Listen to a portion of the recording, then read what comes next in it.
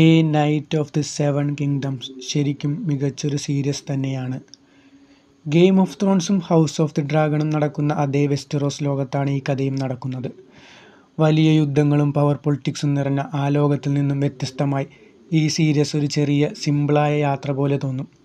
ഒരു സാധാരണ യുവാവ് ഒരു യഥാർത്ഥ നൈറ്റ് ആകാൻ വേണ്ടി നടത്തുന്ന യാത്രയാണ് ഈ കഥ. ഒരു നൈറ്റ് ആകുന്നത് വെറും വാള് പിടിച്ച് പോരാടുന്നതല്ല.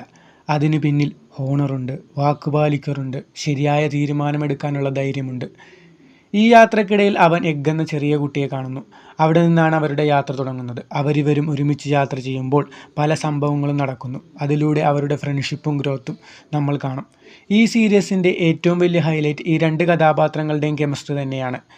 അവരുടെ കോൺവെർസേഷൻ, ചെറിയ ചെറിയ മൂമെൻറ്റ്സ്, ചിലപ്പോൾ ഫണ്ണി, ചിലപ്പോൾ ഇമോഷണൽ, അതൊക്കെ കഥയെ വളരെ എൻഗേജിങ് ആക്കുന്നു. സിനിമാറ്റോഗ്രഫി വളരെ മികച്ചതാണ്. വെസ്റ്ററോസ് ലോകം വീണ്ടും കാണുന്ന പോലെ ഒരു ഫീൽ ഉണ്ടാകും. വലിയ ആക്ഷൻ സീൻ ഇല്ലാത്ത സമയത്ത് പോലും കഥ ഒരിക്കലും ബോറിംഗ് ആവുന്നില്ല. ഒരു സീനിൽ ഗെയിം ഓഫ് ത്രോണിലെ BGM വന്നപ്പോൾ ശരിക്കും ഗൂസ് ബംസ് ആയിരുന്നു. വെസ്റ്ററോസ് ലോകത്തിൽ പഴയ മാജിക് വീണ്ടും അനുഭവപ്പെടുന്ന പോലെ തോന്നി. ഗെയിം ഓഫ് ത്രോൺ യൂണിവേഴ്സ് ഇഷ്ടപ്പെടുന്നവർക്ക് മിസ് ചെയ്യാൻ പാടില്ലാത്തൊരു സീരീസ് തന്നെയാണ് a knight of the seven